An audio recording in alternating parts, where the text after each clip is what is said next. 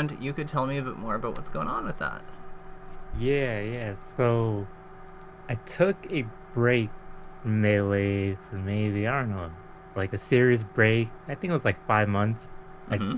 got PR'd again end of April, and then I kind of just didn't really enter. Sometimes I would enter, but just to see friends and stuff. But I've gotten back into it since about last month, and I haven't been doing the best. I have won a few locals actually, but like they're kind of Mickey Mouse because Michael just for some reason is losing, so I don't get to play him.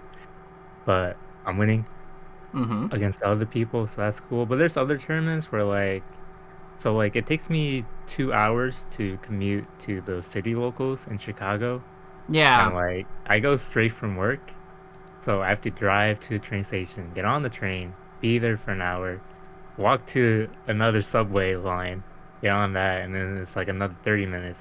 And I get there at like 6:30, and that's like right when the tournament starts. So in this time, I didn't really have time to eat or warm up or like prepare myself because so much stuff is happening. Trying to get there on time. Sometimes the trains are late. I'm like, oh shit, what's gonna happen? That sounds really But stressful. yeah, it is very stressful, and I feel like a lot of people don't understand it. It's like, I commute 2 hours, and I put a lot of pressure on myself because I don't want to waste the 2 hours and all the money I spent to get there. So sometimes I play, and for some reason I'm just out of it. Like I just can't get my head into it, and I'm playing like a PR player, and like sometimes it's against someone that I usually pretty much beat all the time, like 2-0 cleanly, or haven't lost to them in like almost 2 years, and then now it's like, oh wait, they're beating me, or it's being too close. And I know I've gotten much better, and I know they've gotten better, but at the same time, I feel like a lot of it has to do with my head not being in the game, and I'm not really sure how to turn my brain on sometimes when I can recognize that I'm not playing too hot and I'm kind of getting owned. Like, so How often? that's How often do you go to local? Like these locals. How often do they happen? And how often do you go to them? so they happen. We have two city ones every Tuesday and Wednesday, and then we have one in the suburbs, which is much closer to me. It's like a 25-minute drive on Friday nights every week as well. Mm-hmm. So we have three. Lately I go to the one on Friday every week because Yeah, easier it's for me way to get easier to to. get to. It's way more Yeah, accessible. yeah, and that's the one that I've been winning recently. Um, and then the city one, I kind of go every other week, but right now I'm gonna try to go to both of them actually every week until probably end of November or something like that. That sounds like a So lot of effort. Like that sounds it like it, a it lot is. of work because you mentioned it's like a 2 hour commute each way. Mm-hmm. Yeah. Like, I feel like, and this might just be me, but I wonder if perhaps the tournament conditions are such that it matter. Like the bigger thing is just like asking yourself, like if you're up for even like making that commute that day. Like, what is your like? Do you ever have like when you're getting ready when you're leaving work? Do you ever have like a feeling of dread about going to the tournament, or like a, oh man, this is gonna be like a long trek, and like I really Oh don't feel yeah, like for it. sure. Yeah, because sometimes it's a long work day, or I have a headache, or like, Mm-hmm. just stuff happens, not in the right headspace. I've definitely had those, and I kind of just push through it because I tell myself, well, if I'm at a regional or a major and something happens, Then you will if have I use slept this, well. You will have slept well because you would have planned your trip and you would know that that's you need true. conditions like so, That is true. That's true. right? So Yeah. I feel Mhm. like it is. So I think that we sometimes get the wrong idea about like preparing for conditions when it comes to tournament play. So I think that like long gone, and thank God for this, but like long gone are the days where you like where there's never a hotel deal. There's never like the organizers have come a long way from like Yeah. from where they used to be like 10 years ago, Hmm. and or like 15 years ago. And I think that one of the things that we need to kind of be willing to accept that We are ultimately, as competitors, responsible for the conditions that we do control. Not every single local. Like, let me ask you: if instead of, how long does it take you for you to get home from if you don't go to the tournament? To get home, like straight from work, like Yeah. from work to my home, Mm-hmm. it's like 30 minutes. I get off at 4:30. I'm at home by like 5 o'clock. Okay, so in that hour and a half of extra time you're freeing up, if you decided to do like VOD review of yourself, or like play friendlies like with like in a session with like with somebody from a play group, or just went on ranked and like Hmm. decided to play a couple games, like hash some games like sets there, and like we're just very mindful about the play time, not even for the full Right. hour and a half, let's say you do an hour of that, do you think that would be more or less productive for your improvement compared to going to the local? I think probably better for my self-improvement. And I've definitely had those times where I just stay home and I just, practice by myself, or I play like Water Wednesday instead of going to the Wednesday local. And Yeah, that of sounds course sick. I do much better Water Wednesday because I drive You're home, I eat, I take my time, you're in the I warm safety up and properly. comfort of your own, like. Yes. Mm-hmm. That to compare to, oh, I gotta commute all the way to the city and, whatever happens, happens, I guess. Mm-hmm. But at the same time, sometimes I'm like, well, sometimes I do need that tournament experience, where like people are just bumping into my chair and there's people talking behind me. I can't exactly uh practice that at home. I did try it last week. I was blasting YouTube essays while playing my online bracket last week. That Sure, and that I kind of helped. sure, and I would say that like supporting your local community, like your local tournament scene, is important, especially as a fierce competitor who's like, because like again, Hmm. it's good for us to make an appearance. What I would say here is, what if we made a commitment to go once a month to the Monday, Once. to the Wednesday or Tuesday, like on like just once a month to either event, and then Mm-hmm. otherwise you are free to use the time for whatever you want instead. Like, if you, because I think that one of the things that about that's always held true about this game, if we don't want to play, we don't want to play, and Hmm. if we're like playing in bad conditions, it's not good practice anyway. Right.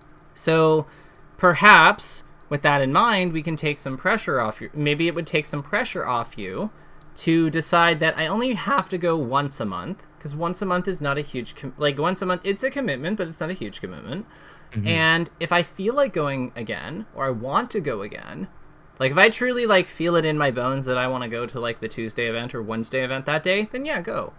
But like if you don't, if you're not up for it, you don't have to. Hmm.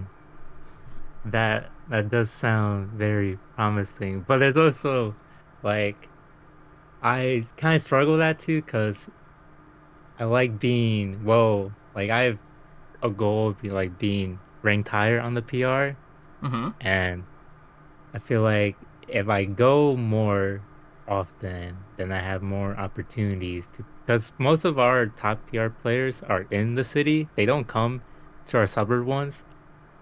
If we get like 8 to 12 entrants in the suburbs, and half of the entrants are just like us three are us three PR players. It's Mm-hmm. me, Michael, and a Falcon, and nobody else really shows up. So if I want to, get a higher rank, I do need to go into the city to play those other PR players. Okay. So So maybe then it's a matter. realistic that, yeah.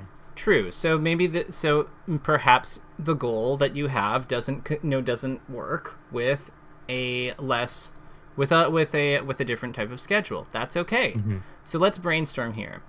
So one thing that I've talked about with other players who have expressed similar hurdles is, Hmm. what does your preparation look like in terms, like you mentioned that you're like it's a 2 hour commute.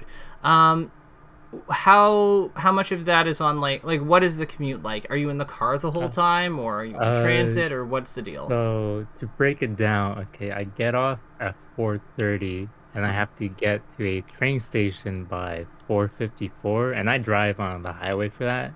Mm-hmm. I've never missed the train so far, but sometimes I'm cutting it close because like there'd be like a random accident on the road. But so once I get there, I get on a train and it takes about an hour. I get there maybe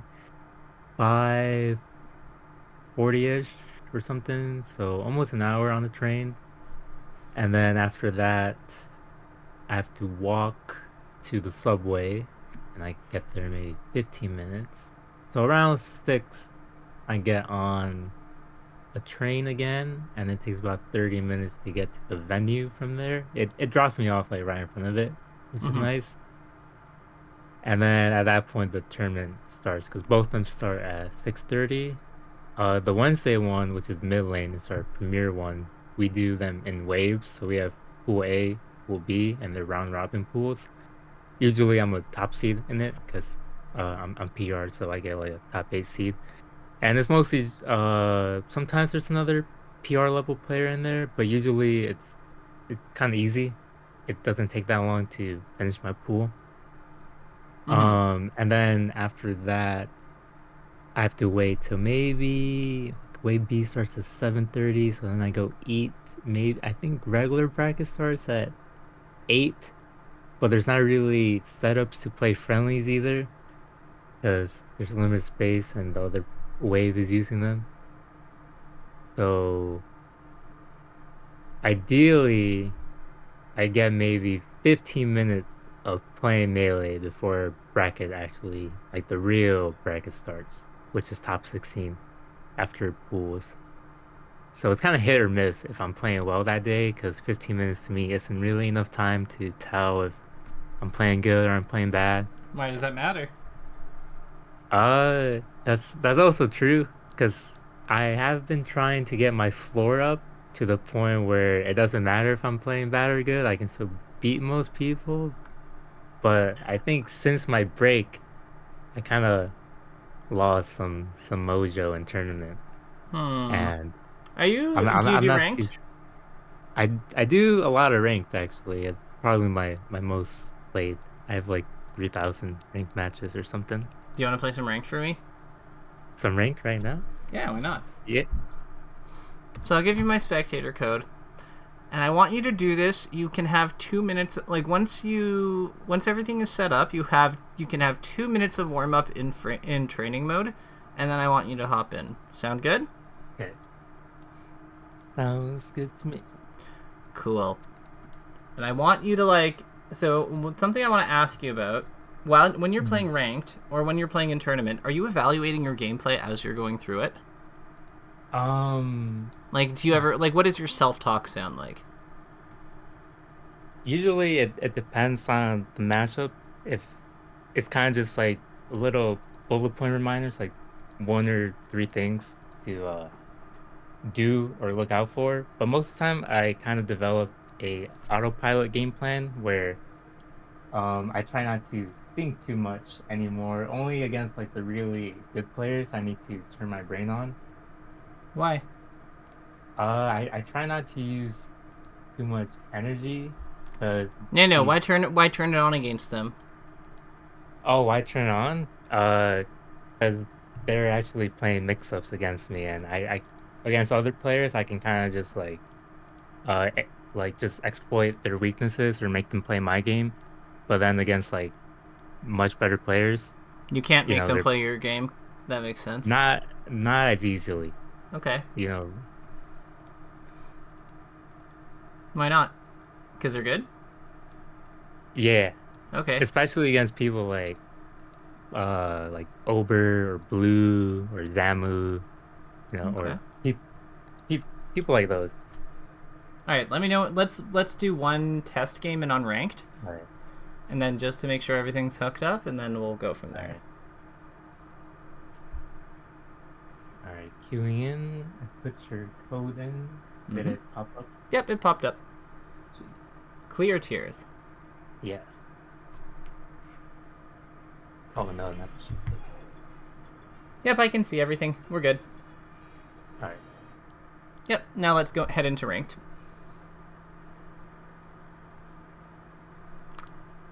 So, here's going to be part of my challenge. I want you to not, no matter how good the opponent is, I want you to not think. So when you say you think, what are you thinking actually?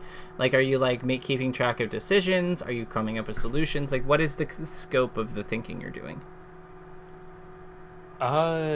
It's kind of just doing a rock paper scissors, like throwing my option and seeing what they throw, and then I'll keep that in mind. So for the next similar interaction, I'll try to go for something else to beat what they initially started with. Ah, so you are thinking of solutions a little bit, Yeah. but like there's solution. Okay, so here's what I'm gonna challenge you to do. Instead of like we're just in when you play the rock paper scissors, just observe and make a note of what option they did, but don't go further. Okay. Because you already know the answers. You already have all the solutions that you need, I think, in your gameplay, and you know kind of like how these mix-ups work, which is why you play them. So I just don't think we need to like. If the opponent counters it, make an observation. But if they're not, then just keep doing your thing. Just keep doing it. Just keep doing your thing, whatever that means to you. Like, play how you want to play.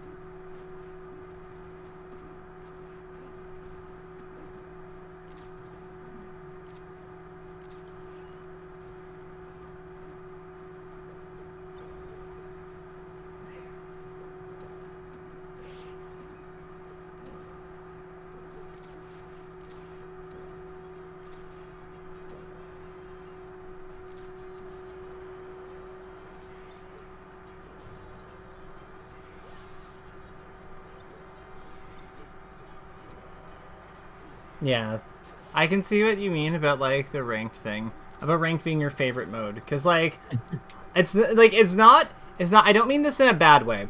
I find that ranked players have this very specific that mix-up thing is common with ranked players because like it's how the format is structured. Like it's constant BO3, right?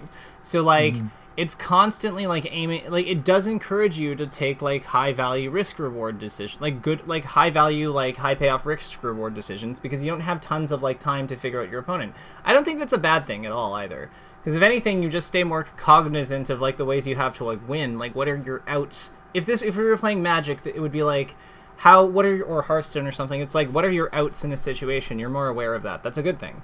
It's just that sometimes like when you're like. Sometimes I find that like you can be looking for solutions to things that like don't necessarily warrant a solution. Or like sometimes like the count it's just you wind up playing roulette a little too much, but like that's the type of thing that we can work on. So yeah, like this guy just kind of like you cleaned him easily. Yeah. Neat. Ooh.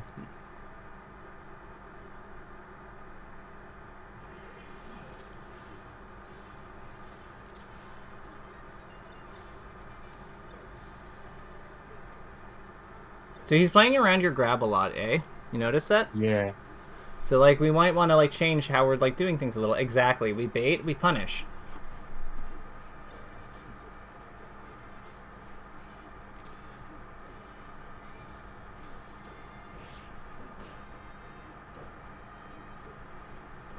Nice. I love that you went aggressive there because it's so obvious he wants to like up be there. I don't know why, but it's like once he went that high, it didn't make sense to illusion. So then you like kind of like went out, and it's like, okay, obviously he's gonna like up B to avoid like the illusion coverage, and then you just kept going at him. Mm-hmm.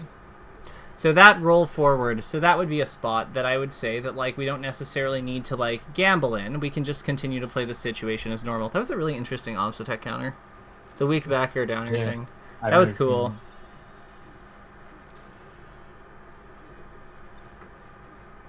Playing around the shine, love it.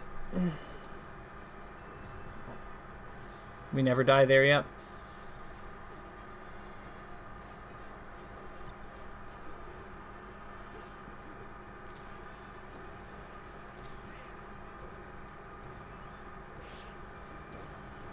Goodbye.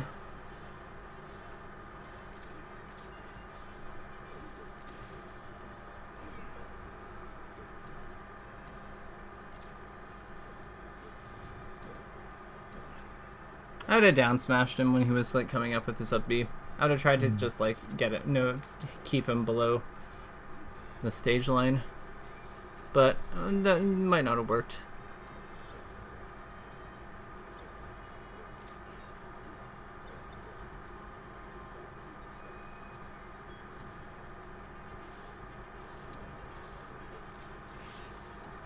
Easy clap.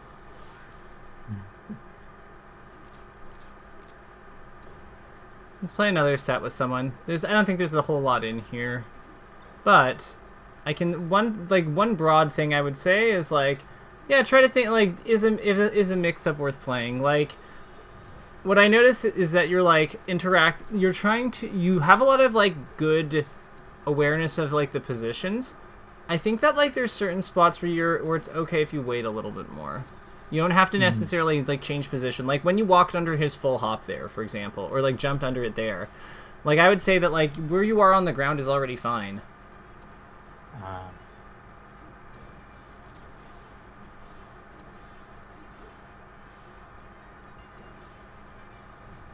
Oh, pre-fly first. Oh my god.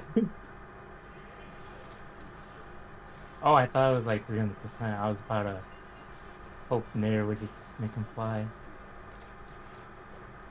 I've never had this before, actually. That's so funny.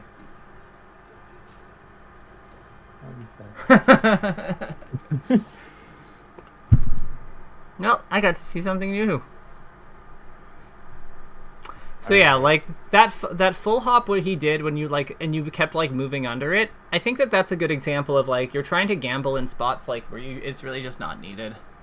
Yeah, I feel that. I feel like I do kind of just keep moving when it's unnecessary instead of kind of just holding my ground and just just waiting a little bit longer rather than me acting first and then they react to what I'm doing and punish me that way. Yeah, I find a good question to ask myself when I'm not sure what to do is like if I just stand here with based on how they're moving, can they actually win the interaction if I defend right? Because it's like with where you're standing, if he just like full hops at you and tries to like back air you, and you just like walk a little bit out of you just move a little bit out of the way, he never hits you. If you forward tilt at the right time, he never hits you. Same with up tilt. Like you're already in a spot that's like very defensible. Like why bother, right? Yeah, that makes a lot of sense.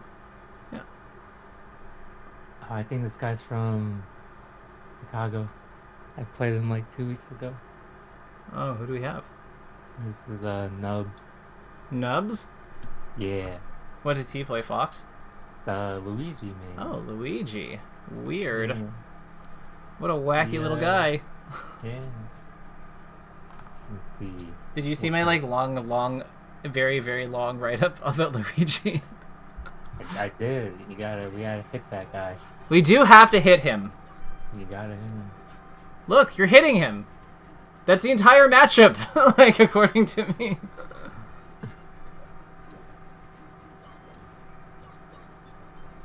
His down air is like kind of stupidly disjointed, so just aim at his face.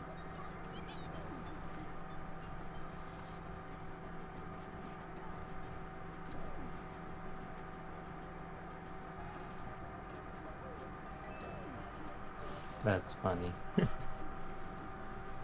What, the aim at his face part? No, the up B. How is it? It does no knockback when it hits sometimes.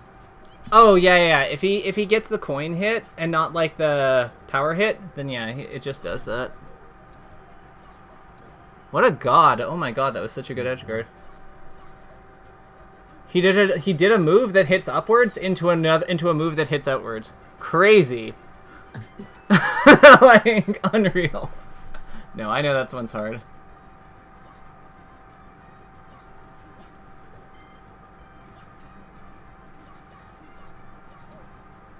So when you hit them up with when you hit them into the air with your up air or whatever, try to align yourself for back air. Try to get into a position where you can shark with back air, because back air defeats this most floaty characters. If you, yeah, so with where he is, how do we get into a spot for back airing?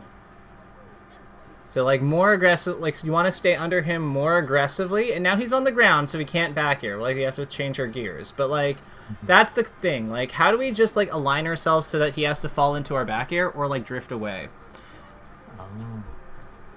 See, how he's above you, if you just go up with back air there, he can't do anything? That's what I mean.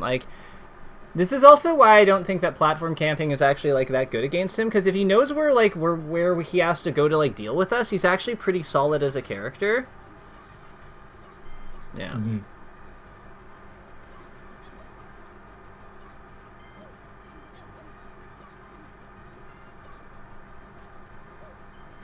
Oh, that was insane. Mm-hmm. But yeah, back air sharking, you're the exactly. See, he can't really go through it when he's in the air. So let's down throw up air him, or down throw F tilt him, or whatever gets him in. Yeah, I was going for that tilt.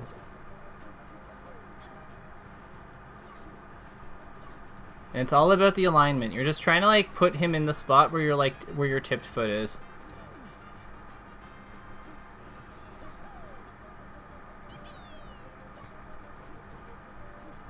Which means you don't actually have to jump all the way up. You don't have to jump super high for him, because you want him to kind of fall on it. Mm.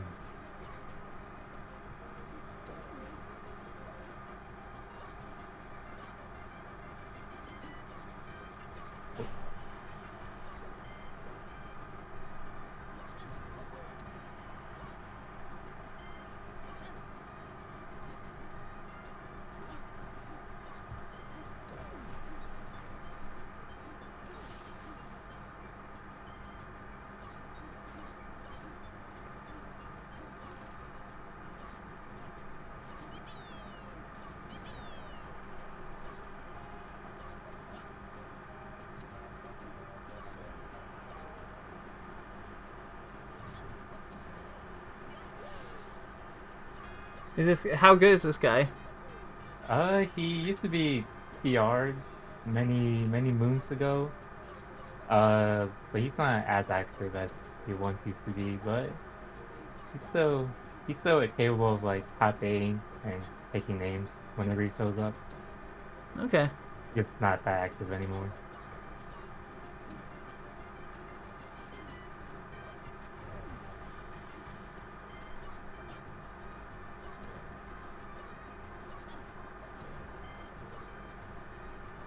Oh no.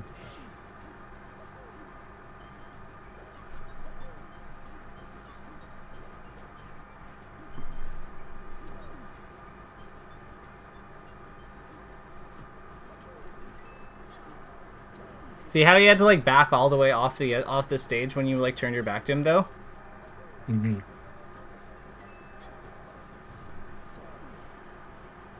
Oh, he kind of threw that. I almost threw that. That's kind of how our set went last time we played. It was very even, and then the next game I kind of just restocked him after it. Mm-hmm. So it might happen here. Maybe. But Luigi's very tricky. Sometimes he just hits really hard. Try to forward tilt him out. Try to forward tilt his ground game more when he's over 30. When he's 30 and up. You don't have to go into the air to hit him every time.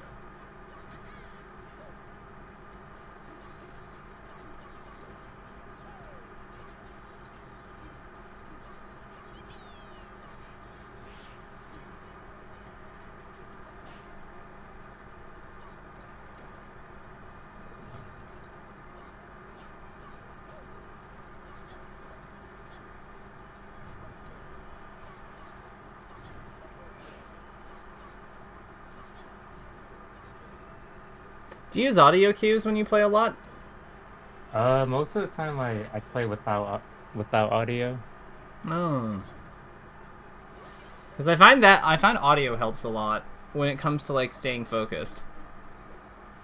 Like the in-game audio? Yeah. Like you're playing with it right now, right? Yeah. But So, most of the time I have like headphones and I listen to music. hmm.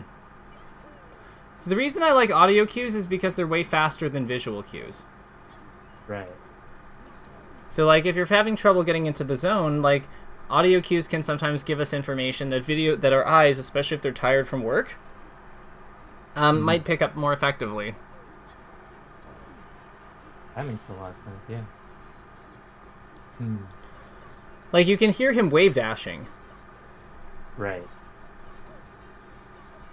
You also know who got hit based on like the sound effect of the move. Like his are more like his hits are like more like rounder. Like you and him actually have similar sounding moves for the most part, but like you also know when your move was like timed, right?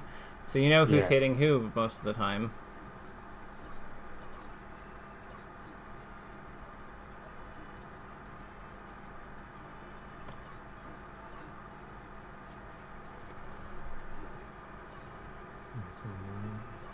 Like there's also a sound effect when somebody grabs the edge.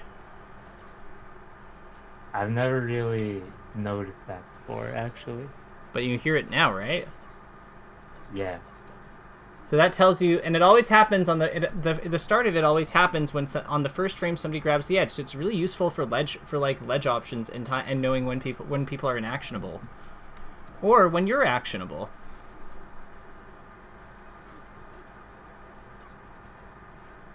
It also happens with text. There's a chuk noise when somebody grabs the edge, Yeah. and there's when somebody hit text on the ground, and there's like a boom, like it's faint, but like it's there when somebody misses the tech.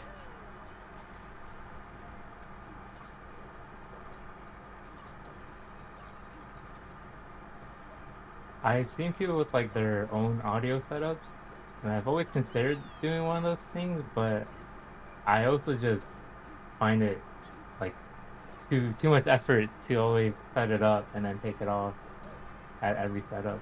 But it seems worth it. I mean, like if you find the outside, like the sounds of the venue and stuff distracting, then yeah, I can totally see the necessity of it. I'm just used to playing with people in the background, but like you Mhm. can see how there's a big advantage to having this, right? Yeah. Like you need whether you have the sounds in the background of the venue or not, like the game audio is really handy because it's another Hmm. sense that you have to work with. It has a lot of really important information attached to it. It does. Oh, that's about 15, maybe.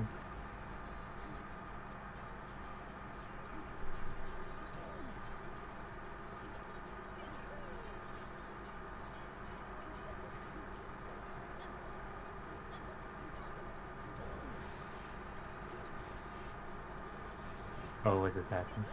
Mm-hmm. It's okay. Where do you think we counterpick? Um, I'm mostly a Yoshi Story kind of guy versus Luigi or Dreamland, but already won on Dreamland, so I mean, Yoshi probably Stories is Yoshi's. fine. Yeah, but there are some Luigi's that actually like Yoshi Stories, but I think it's fine even if they like it.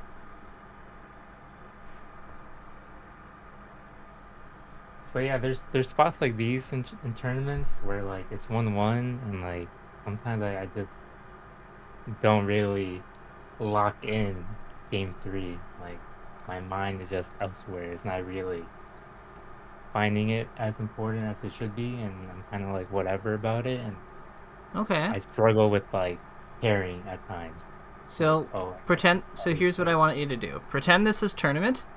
Pretend Hmm. that like this is tournament, and I want you to breathe when you get hit and breathe when you land a hit. Okay.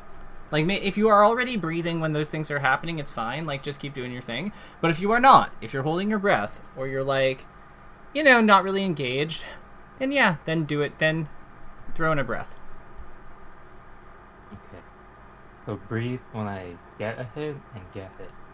Mm-hmm. All right.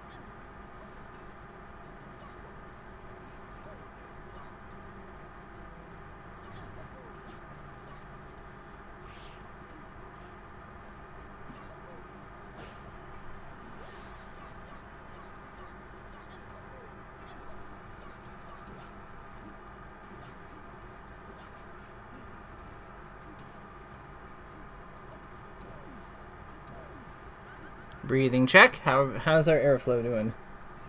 Breathing. Good. A lot of breathing. And how are you finding your focus? Really good, actually. Okay. Good. Keep doing your thing.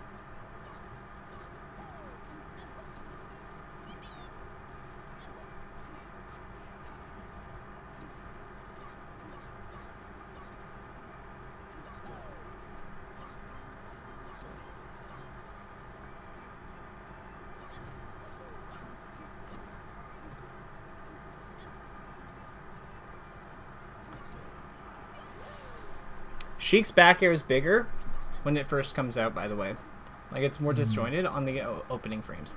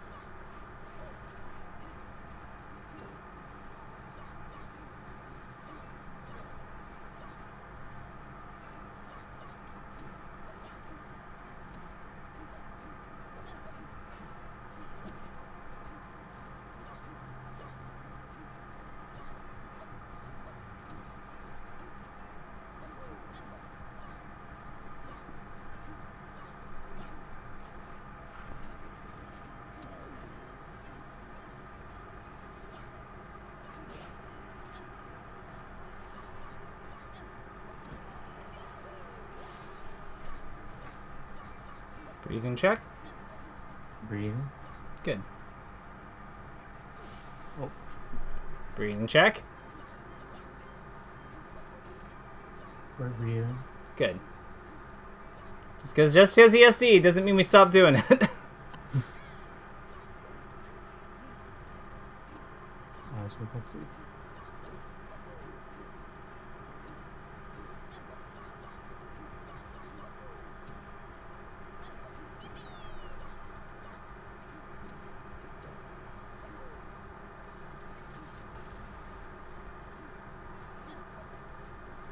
You have Luigi sense. You have the Luigi sense. You know when he's gonna misfire randomly.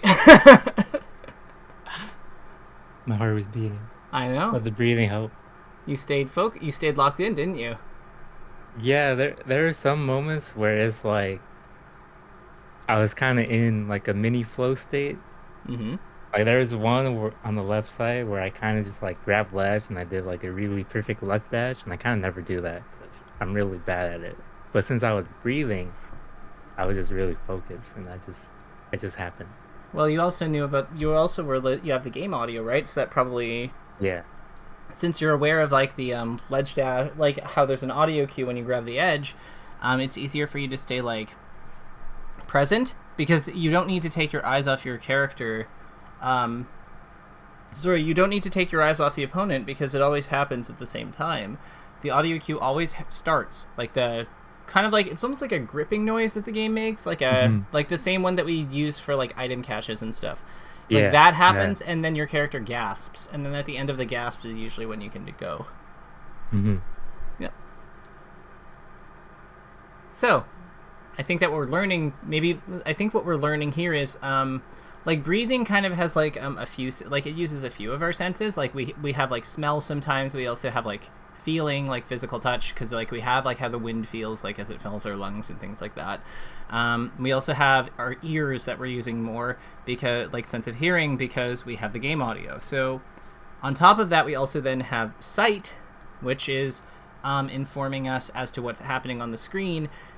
I feel like this kind of approach is good for locking in, because it keeps us in the present. Do you see what I mean? Right. Yeah. I get it. Because our senses are our way to our body, which is like really how we engage with the present. Yeah. So, yeah, see, there's a method to my madness. Let's cue another one. Okay. Are you enjoying this though? Like, is this making sense? Yeah. It makes a lot of sense, because last week when I was playing the set, there's like somebody just talking really loudly. They're like giving their own lesson just to a player right next to me, and it was Was just it better than mine? very. But yeah, it was quite loud. It was quite loud and annoying, and I couldn't really focus. But I feel like if I were to just breathe every time I hit them or I got hit, then I would just be focusing on the game instead of being focused on whatever the fuck they're talking about next to me. Yeah, it doesn't sound like it was a very interesting lesson either. Like, I have no idea what it was about. I think it was like Fox March. oh, then it's definitely boring. Foxmarth is so boring. Like, it's cool at Zane level, but like before Zane Yeah. level, when Fox wins sometimes, like I'm just like I'm not here for it. Oh, this was actually the matchup I was losing in while they were talking right next to me, Okay, so and I was playing a Mars that I probably haven't lost to in like a year and a half, and it got so good for me that I scared him of going FD, and I would sometimes counter pick FD because I was just that confident. And then I got 2-0 last week. I was like, what happened? you I weren't mean, there. he's actually you've given him a few lessons before actually. It's Forrest, you know Forrest? Oh, Yes, him, man. yeah. Thomas, yeah. Also Dang, student of Dark Fox. yeah. Yeah, he beat me last week. I was sad to be honest. Cause it's like, We've only ever looked at like Foxmarth, so oh, that's all. That's not, yeah. it was probably all Sammy or something. I think you just weren't there. All Yeah, right, that's you are now breathe. Like, focus is breathing, yeah. and like, where are your eye like, and where do your eyes go when you're fighting the opponent? I tried to stare at my opponent's character. Cool. Where do you know? Do you keep Sheik in your peripheral at all? A little bit, yeah, but I try not to look at myself as much as I can. Cool. Let's keep doing that, but let's also make sure that let's, where possible, if it's comfortable, let's try to keep Sheik in your peripheral just so you can have like more information about where you are relatively. It'll also make it'll be good as well for when you're hit away off stage, so that you can like, if you're knocked away, so then you can like check your position by quickly going there and then going back to your opponent, stuff like that. It's just like cleaning up observation. And if you find that it doesn't work, or you're better with the other one, or it doesn't feel right, then like, yeah, just do your thing. Like, you. But I find that like keeping our character in our peripheral is like generally good. It gives us more vertical information about like the positions, and that's useful.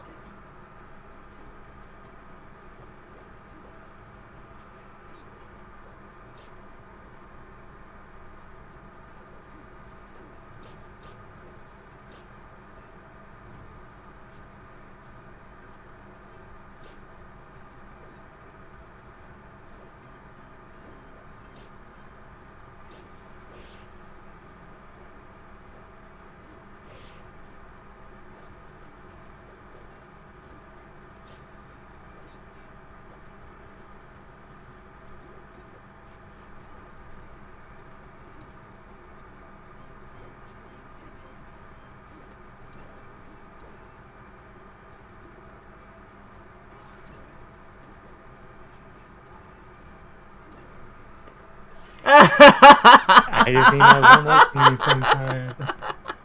That's how it feels most of the time in this matchup. I'm just like watching this guy like lose, like I'm watching this guy with his 127 damage lead on Yoshi's story like just die and like lose the game, and I'm like, oh, this is funny. This I've seen this movie before. Did the breathing help you lock in there? It did. All right. Oh, hold on.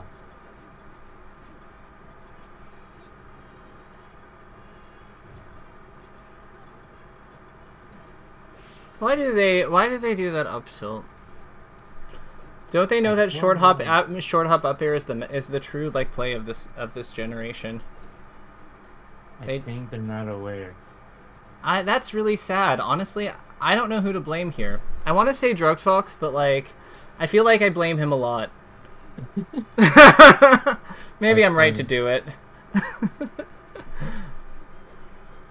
I actually think that like what Marth should do that would help them a lot more, honestly. I don't know. Well, actually, no. This is your coaching video. I won't tell people how to advance Marth in here. Sorry, marketing. Yeah. Maybe I'll change my mind depending on how badly you beat this guy.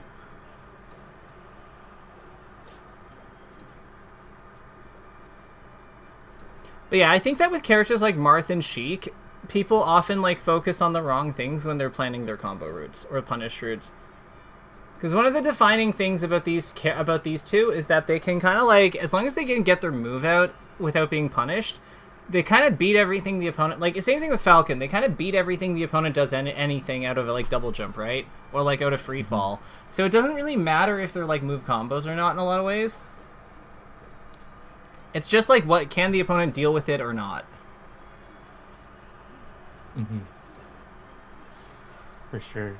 Yeah, so I feel like a more interesting question is like at what percent can Marth like short like or Marth or Sheik like go for like throw into or Falcon go into throw into like giant move that hits above them like up air, back air, fair, like whatever one. Like usually with Sheik it's bear, with Marth it's up air and fair, and with Falcon it's up air. But like when can they go for those safely and force the opponent to double jump, if like double jump or like a B or whatever to like avoid it, as opposed to being able to contest it like directly? Because then if they double jump and get out of it, it doesn't really matter because you just like you fast fall, you auto cancel or L cancel, and you move on with your day. And I feel like all three of them benefit a lot from that kind of approach.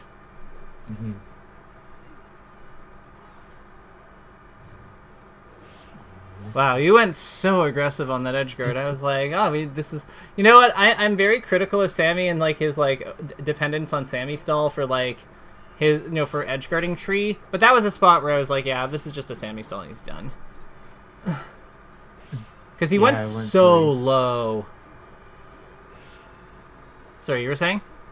Oh, yeah, I went really low. I think that's something I do quite often. Sometimes I'm too aggressive, but if I'm really aggressive like that, it means I'm like feeling myself. So I'm okay with going for that kind of risk and then not working out because it kind of just keeps me moving. If that makes sense.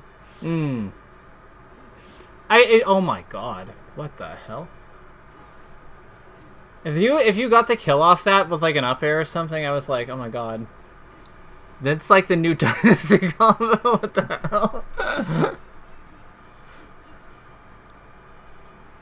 Oh, nice boost grab. Love that overshoot. Thank you. Oh my god, you were so locked in there. Ooh. So, we're learning? Yeah.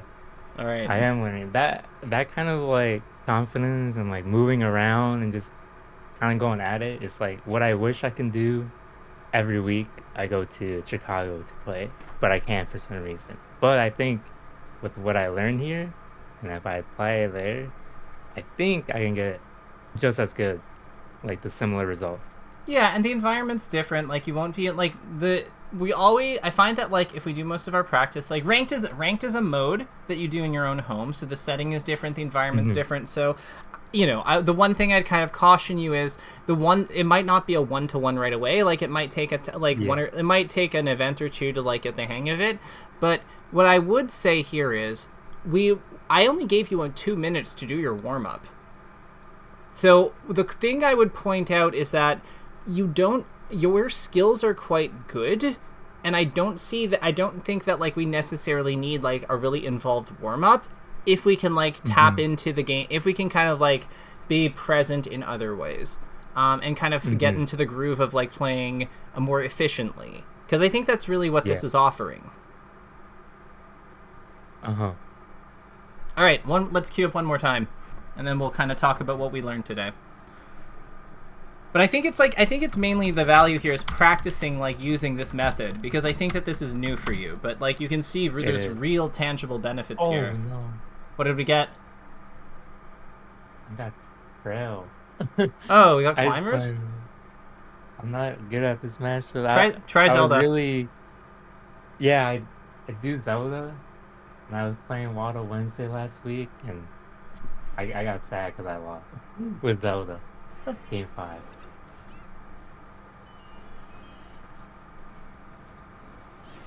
Okay, so what I can say about about playing Zelda versus these two, we want to be more kicky. We want to kick and down smash more than we are currently doing. F smash is also good.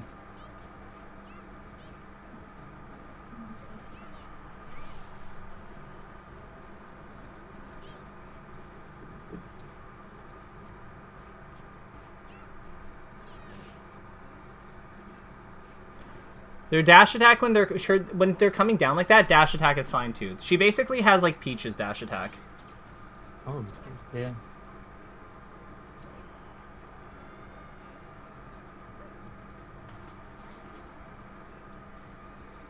Nice.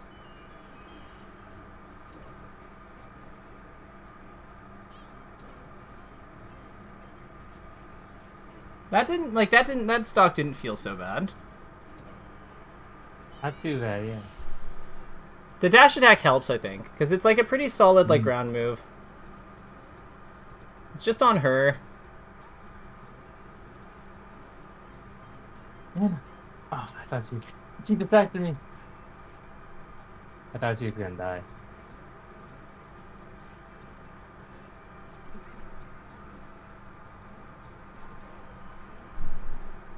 So in those spots when you're trying to like stuff them after, use your down smash. It's quicker.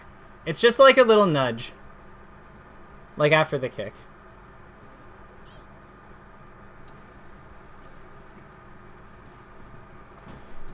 Yeah, Nana is dead if you land another kick.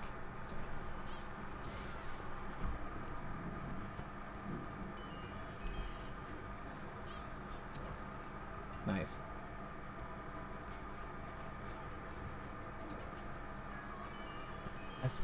So how is this feeling compared to when you tried it last time? Last time it was nerve-wracking. But now that we're breathing?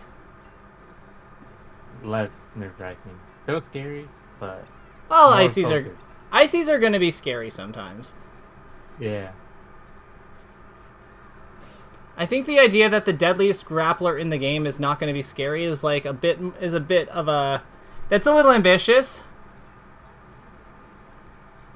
You know? Oh, I could have killed him there.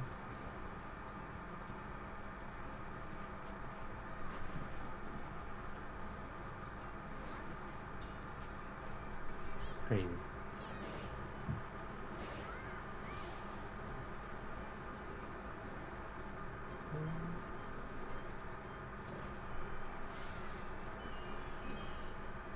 It's gonna want grab.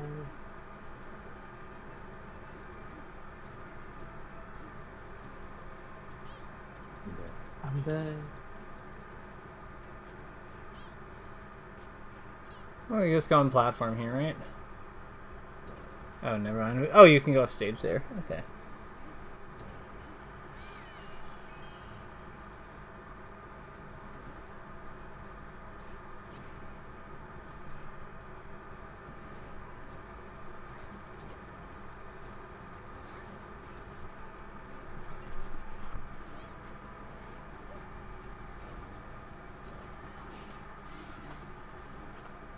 You went through my grab. That's okay. Nice.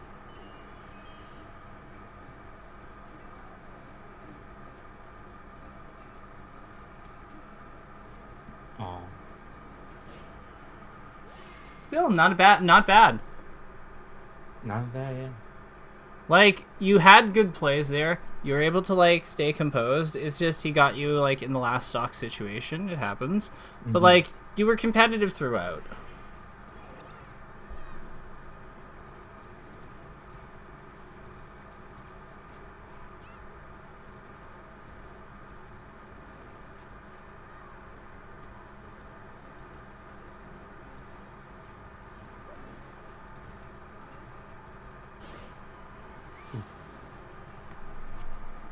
Gotta breathe.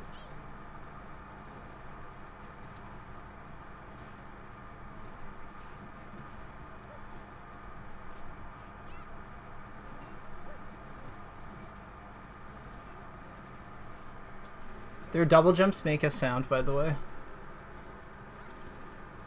Oh yeah, the little spring sound. Mm-hmm. This tends to happen to me. Like I'll lose that last boss thing, and then I kind of just end up crumbling. Mostly against characters like this, like a Dr. Mario or Ice Climber or a Puff. Well, what do you think happens? I think I just lose hope. Why? I'm not sure. Something's going on. Are you breathing? I'm breathing less, but I feel like something just turns off. Well, what do you want to do against these characters? Like, is it Zelda, or do you want to play Sheik? Lately I've, like, since losing last week, I was thinking Puff, because she seemed like the less amount of time I need to invest. Okay. Is that Like what you want? Is that what you want to do, though? Like, what does your heart say? My heart says probably Fox, but I need to play Fox to, like, really do it. He probably is, like, my second or third best character. I have a decent Fox. But, Okay. I mean, like, that's what, like, Plup does, right? yeah, I think he does Fox or Samus, but he kind of hasn't played an Ice Season forever. Yeah, but he's played I'm not Hungry sure Box. what he would play. Yeah, but he's played Hungry Box. Like, we know that he Oh, yeah. like, we know he Oh, yeah, goes. the Fox. Yeah. Yeah, he goes Fox. So, I guess my question here is, I think that, like, other players, like, I think that Pace has been talking about going Fox in the mirror and stuff like that, and, like, you know, if he's playing Fox in the Sheik Ditto anyway, then, like, why not play it into Ice Season Puff? I think that I think that Sheik Fox is, like, a very classic combination of characters that has, like, worked for a lot of players. So, I guess my question there would be, like, Mewtwo King used to rock that, like, that comp, like, not in his... Like, not... Usually there was Marth mixed in there, but, like, there were certainly tournaments where he, like, rocked that comp. So, I guess where I'm coming from is, like... It's, like, also the Korean DJ comp. Like, it's been used, like, historically to pretty high effect. So, I guess my question here is, if that's what you want to do, why not try it? Because it sounds like you have, like... You're kind of lucky in that you have, like, a lot of tournaments, like, available to you, if you want to take them. So, like, that is, like, an opportunity. That is kind of, like, a nice like, a nice way to use it.